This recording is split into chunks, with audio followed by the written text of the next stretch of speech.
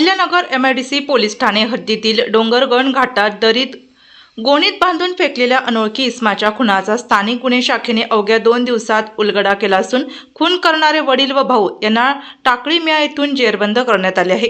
या घटनेमुळे परिसरात मोठी खळबळ उडाली आहे।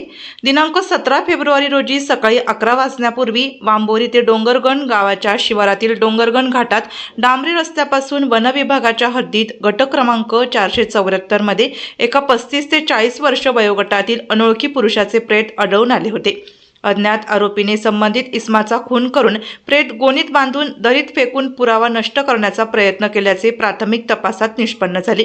या प्रकरणी पोलीस कॉन्स्टेबल ज्ञानेश्वर शेषराव तांदळे वय वर्ष 38 नेमणूक MIDC पोलीस स्टेशन यांच्या फिर्यादीवरून गुन्हा रजिस्टर नंबर 120-2026 अन्वये भारतीय न्याय संहिता 2023 कलम 103(1)238 प्रमाणे गुन्हा दाखल करण्यात आला। याबाबत जिल्हा पोलीस अधीक्षक सोमनाथ घारगे यांनी सदर गुन्हा तातडीने उघडकीस आणून आरोपींना ताब्यात घेण्याचे आदेश दिले। त्यांच्या मार्गदर्शनाखाली स्थानिक गुन्हे शाखेचे पोलीस निरीक्षक किरण कुमार कबाडी यांनी घटनास्थळी भेट देऊन पाहणी केली। अनोळखी मृताची ओळख पटवणे व आरोपीचा शोध घेण्यासाठी पोलीस उपनिरीक्षक अनंत सालगुडे तसेच पोलीस अंमलदार विष्णू भागवत, दीपक घाटकर, गणेश धोत्रे, फुरकान शेख, आकाश काळे, बाळासाहेब गुंजाळ, अमृत आढाव, प्रशांत राठोड व चालक महादेव भांड यांचे विशेष पथक तयार करण्यात आले। पथकाने जिल्ह्यातील मागील काही दिवसातील बेपत्ता व्यक्तीबाबत माहिती संकलित केली असता टाकळी मिया तालुका राहुरी येथील एक व्यक्ती बेपत्ता असल्याची माहिती मिळाली।